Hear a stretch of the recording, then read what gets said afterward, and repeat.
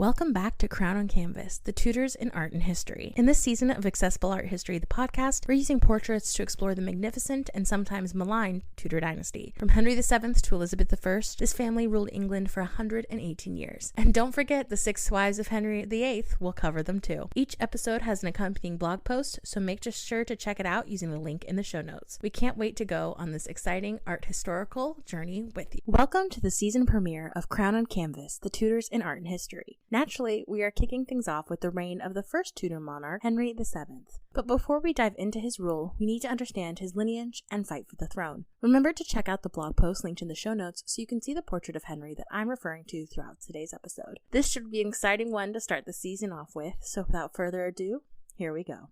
Today's work is a portrait of young Henry Tudor. Art historians have dated this work to between 1470 and 80, when Henry was living in exile in France. Although it's not in the best shape today, there are some details that we can still make out. Firstly, we should examine the future king's facial expressions. His lips are in a thin line and his eyes are slightly pinched. This gives the impression that he is worried or stressed. Next, let's discuss the jewelry. On Henry's hat is a small ruby brooch. During the War of the Roses, the Lancastrian family, from which Henry's mother was descended from, was represented by a red rose, so it's only natural that he showed himself wearing a big ruby. Finally, the chain around his neck was a symbol of rank and power. Today, this work hangs in a small provincial museum in France. Now that we have a picture of Henry VII in our mind, let's dive into his biography. To start, we have to go back a generation, though. Henry was the only son of Edmund Tudor, Earl of Richmond, and Margaret Beaufort. For the Lancastrian side of the War of the Roses, this was a match made in lineage heaven. Edmund was born on February 11th, 1430. He was a son of a Welsh courtier named Owen Tudor and Catherine of Valois, the widow of King Henry V of England. His birth made him the half-brother of King Henry VI, and he was raised at court. Despite his royal connections, though, his early life was marked with instability due to the political turmoil at the time. In 1455, Edmund married Margaret Beaufort, a descendant of the House of Lancaster through John of Gaunt. This marriage further solidified his connection to the Lancastrian cause. Unfortunately, his marriage was cut short when he was captured by Yorkist forces during the War of the Roses in 1455. In 1456, and imprisoned at Carmarthen Castle. During his imprisonment, Edmund fell seriously ill and he died on November 3rd, 1456 at the age of only 26. Margaret Beaufort was 7 months when Edmund died. Born on May 31st, 1443, Margaret was a key player in the events that led to the establishment of the Tudor dynasty. She was the daughter of John Beaufort, 1st Duke of Somerset, and Margaret Beauchamp of Blois. As a member of the Beaufort family, which I mentioned were descendants of John of Gaunt, a third son of King Edward III, and his mistress-turned-wife, Catherine Swynford, Margaret's royal lineage made her a potential claimant to the English throne. She gave birth to her only child, Henry Tudor, the future Henry VII, when she was only 13 years old, and 2 months after her husband died in captivity. Despite this setback, Margaret remained a staunch supporter of the Lancastrian cause throughout the War of the Roses. She married 2 more times, with her 4th and final marriage to Thomas Stanley being a particularly strategic alliance. Later in her life as the mother of the reigning monarch, Margaret held great influence during her son's reign. She was a devoted patron of education and founded colleges at both Oxford and Cambridge, which emphasized the importance of learning to her. Margaret Beaufort's devout religious convictions and support for charitable causes also defined her public image. Margaret Beaufort passed away on June 29, 1509, just a few months after her own son's death and the succession of her grandson, King Henry VIII.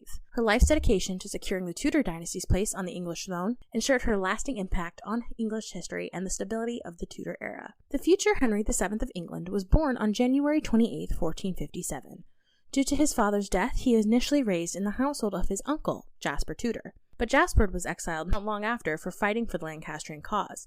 His lands and the earldom of Pembroke were confiscated and given to a Yorkist named William Herbert.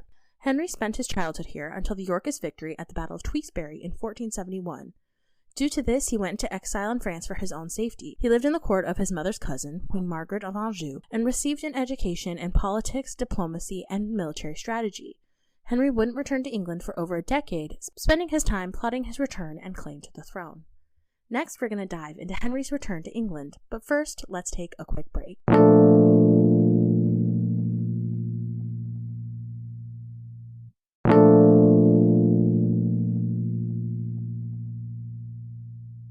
Hi there, my name is Annalisa, and I'm the founder of Accessible Art History.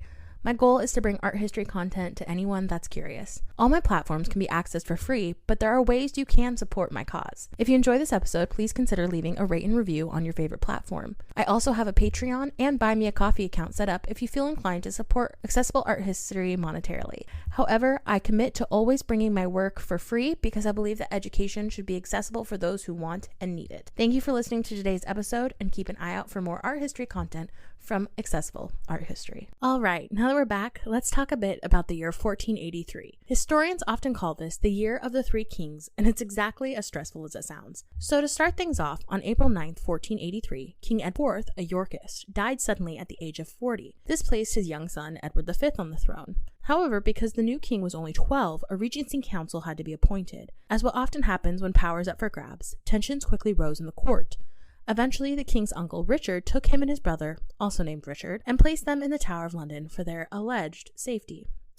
On June 22nd, 1483, a sermon was given outside Old St. Paul's Cathedral by Ralph Shaw. He declared that Edward IV's children were actually illegitimate. Allegedly, Edward IV had married one of his other mistresses, Eleanor Butler, in secret before he married Elizabeth Woodinville and made her queen. This would make that second marriage invalid, and therefore all the children from this union illegitimate. Unfortunately, by this point, the bishop that performed the marriage, Edward IV, and Eleanor Butler were all dead, so there was no one left to confirm or deny the story. This news rocked England. Within days, a petition had been drawn up by the people of London, asking Richard to take the throne as the legitimate ruler. On June 26th, Richard agreed to take the crown, and his coronation occurred on July 6th, 1483. You may be wondering what happened to the young princes in the Tower. Well, to be frank, no one really knows. What is known is that a member of the court and servants stopped seeing Edward and young Richard within a few months, so it had been assumed that the boys were dead and had maybe even been murdered by their uncle. Today, historians tend to agree that the boys were murdered sometime during the summer of 1483. While Richard III is the main suspect, others include the Duke of Buckingham and Henry Tudor himself.